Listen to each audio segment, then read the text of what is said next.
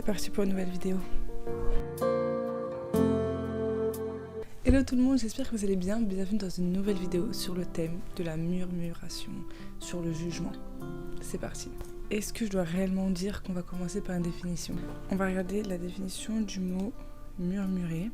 On va plus regarder le mot critique. Parce que la murmuration, nous, c'est la critique. Et en fait, Google, si je dis murmuration, il va me dire chuchoter, etc. Alors que c'est pas ce sens-là qu'on veut. Alors, critique, qui décide du sort de quelqu'un ou de quelque chose qui amène des changements importants. Action de juger, décision en justice, opinion favorable ou défavorable, porter un jugement. Maintenant qu'on sait tout ça, comme d'habitude, s'il vous plaît, j'ai plus besoin de le dire, on se munit de sa Bible et ça part. Alors, qu'est-ce que la Bible nous dit sur le thème du jugement, du murmure, de la critique et tout ça? On va commencer en allant dans Romains, qui est qui est dans le Nouveau Testament. Après Actes, on va aller dans Romains chapitre 2. Celui qui juge les autres se condamne lui-même. Toi donc, qui que tu sois, qui condamne ses comportements, tu n'as donc aucune excuse, car en jugeant les autres, tu te condamnes toi-même. Toi-même, puisque toi qui les juges, tu te conduis comme eux. Or, nous savons que le jugement de Dieu contre ceux qui agissent ainsi est conforme à la vérité. En prenant un rôle qui n'est pas le nôtre, on se condamne nous-mêmes, c'est exactement ce que le verset nous dit. En jugeant quelqu'un, alors que tu n'es pas juge, alors que tu n'es pas Dieu, alors que tu ne connais pas sa vie, son passé, pourquoi est-ce qu'il est comme ça, tu prends un rôle qui ne t'appartient pas. Nous prenons un rôle qui ne nous appartient pas. Pourquoi ? Parce que comme je viens de le dire, on ne sait pas le passé de cette personne, on ne connaît même pas souvent les personnes qu'on juge, qu'on critique. On se base sur des situations qui viennent de se produire, sur des mots, sur des faits, des gestes, sur des dires, sur des comportements, sur des petits instants qu'on a vus de la personne, sur des échos qu'on a eus, sur des rumeurs qu'on a entendues pour baser un jugement, pour donner un jugement, pour critiquer, pour se plaindre et murmurer. Alors qu'en réalité, on ne connaît pas la personne, on ne connaît pas le pourquoi de cette situation. Comme on dit, il n'y a pas de fumée sans feu. Et la seule personne, le seul être qui connaît le pourquoi du feu, et est-ce qu'il y a la fumée, et pourquoi ceci, pourquoi cela, c'est Dieu. Et c'est exactement pour ça que ce n'est pas notre rôle de juger, parce que nous ne savons pas toutes choses et que nos voix ne sont pas les voix du Seigneur, comme il est écrit dans la Bible. On va y aller tout de suite d'ailleurs, c'est dans Ésaïe 55, qui dit « Car vos pensées ne sont pas mes pensées, car vos voix ne sont pas mes voix, déclare l'Éternel. » Qu'est-ce qu'il y a de plus direct que ça? La différence de Dieu et nous, c'est que nous, on va se baser sur les échos, sur les dires et sur ce qu'on voit physiquement, sur les situations concrètes.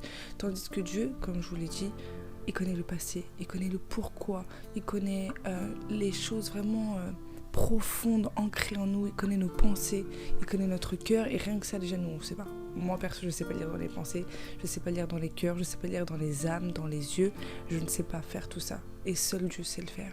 Et c'est exactement pour ça qu'on ne peut pas prendre un rôle qui ne nous appartient pas. On n'a pas de super pouvoir, c'est Dieu qui a le pouvoir. Et il faut même qu'on fasse attention souvent au jugement inconscient, entre guillemets. Ça, c'est souvent quand on est en groupe, quand on est un peu cet effet de meute, quand on est ensemble et que tu es avec des amis qui sont un peu pas forcément croyants, ou alors qui sont croyants mais qui mènent pas la vie qui va avec, et ils vont t'inciter à rigoler, à te moquer d'une situation, à te moquer d'une personne, du style vestimentaire ou de comment la personne s'exprime, si elle va bégayer, de sa teinte de cheveux, de la situation par laquelle elle traverse. Souvent quand on est entouré de mauvaises fréquentations ou juste de personnes, comment je peux dire, qui nous influencent, si jamais on est influençable, on peut être poussé au jugement inconscient. Par exemple, cette personne va vous dire, j'en sais rien moi, ah, regarde les chaussures de la personne, ah t'as vu ses dents, t'as vu comment elle marche, ah non mais moi perso si j'avais été jugement, critique, pour aller où? Qui t'a demandé ton avis? Pourquoi est-ce que tu émets une opinion sur la vie d'autrui? Focus-toi sur toi, concentre-toi sur ta vie avec Dieu, ne cherche pas à critiquer, à te moquer de l'autre. Au contraire, cherche à l'aider, cherche à le comprendre, cherche à le soutenir. C'est ce que la Bible nous dit, on va voir ça tout de suite. Dans Proverbe 14, verset 31, je crois.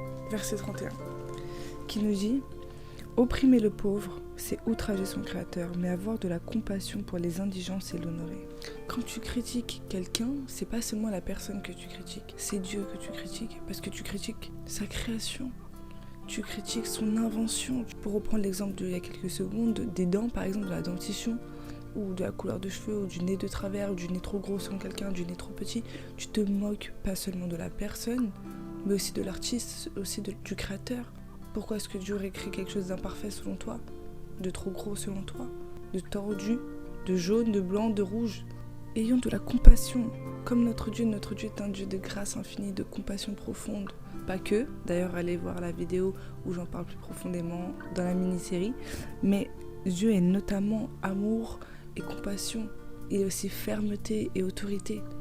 Alors quand les autres te poussent à faire un jugement inconscient ou te poussent à la moquerie, te poussent à quelque chose de mauvais, sois autoritaire et ferme avec amour et beaucoup de sagesse et diplomate, mais assez diplomate et autoritaire pour leur dire « Désolé, je ne souhaite pas participer à telle conversation. Désolé, je ne veux pas participer à telle moquerie. Non, rigole tout seul, ça ne m'intéresse pas de me moquer de telle personne. Non, désolé, ça ne m'intéresse pas de parler mal de mon patron. Non, désolé. » Prenons autorité pour aller contre les personnes qui veulent nous induire dans le mal, dans le mauvais. On va aller dans, pour encore une fois confirmer, on va aller dans Luc chapitre 3, Nouveau Testament, Luc, les évangiles. Il leur répondit, si quelqu'un a 2 chemises, qu'il en donne une à celui qui en a pas. Si quelqu'un a de quoi manger, qu'il partage avec celui qui n'a rien.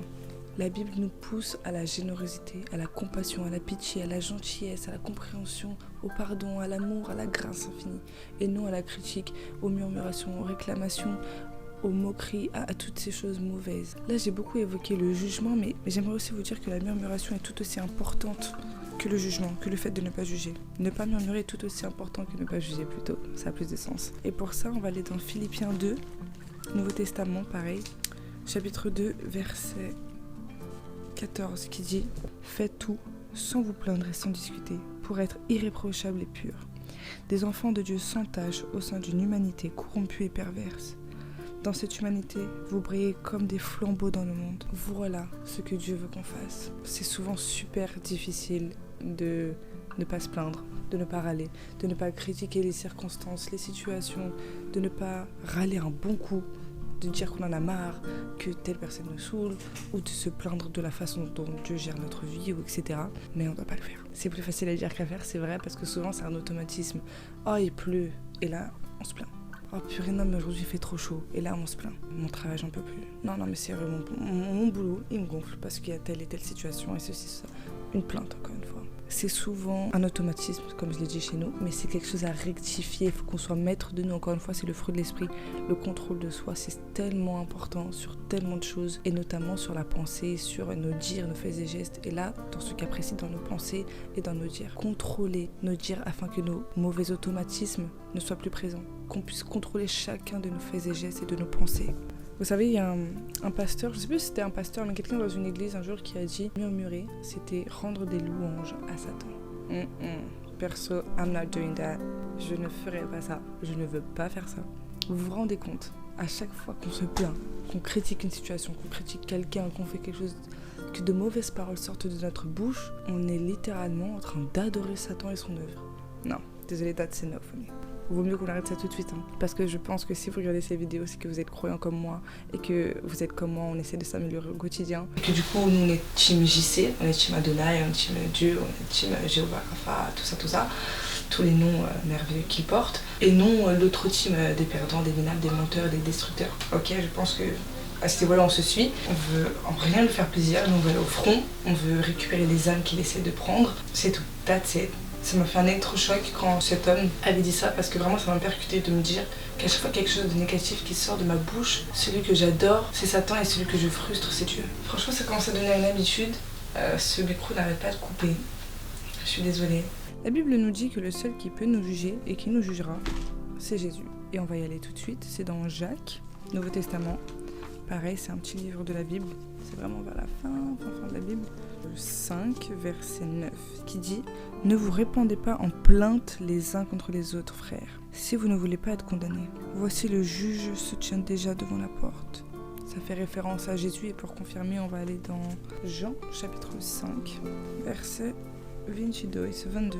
Alors, de plus, ce n'est pas le Père qui prononce le jugement sur les hommes, il a remis tout jugement au Fils.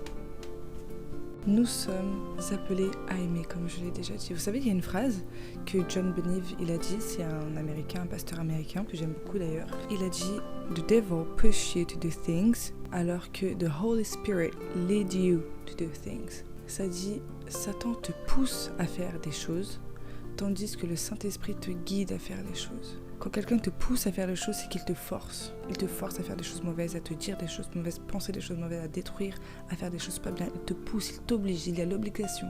Tandis que le Saint-Esprit, quand il te guide, c'est qu'il te conduit, c'est qu'il te force pas. Tu as le libre arbitre de le suivre ou de pas le suivre. C'est comme s'il te donnait de forts conseils, il te conseillait fortement. Il te guide, il te dit regarde, voici la voie à prendre, voici la décision à prendre, voici ce que tu dois dire, voici comment tu dois te comporter.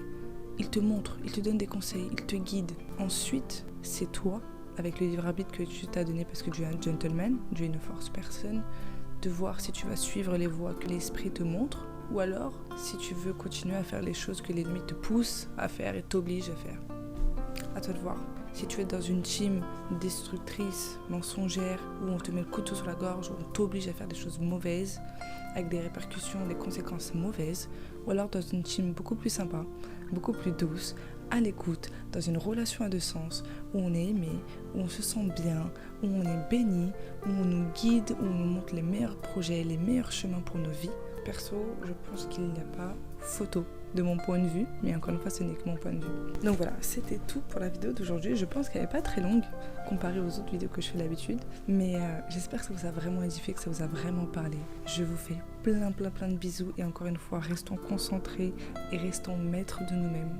Et ayons le self-control, ayons la maîtrise de soi sur nos pensées, sur notre entourage avec autorité. Ok, soyons maîtres de nos faits et gestes et de nos dires parce que tout acte a conséquence. Et n'oublions pas que quand on juge, on se juge nous-mêmes. Je vous fais plein de bisous et je vous dis à dans quelques semaines pour une nouvelle vidéo.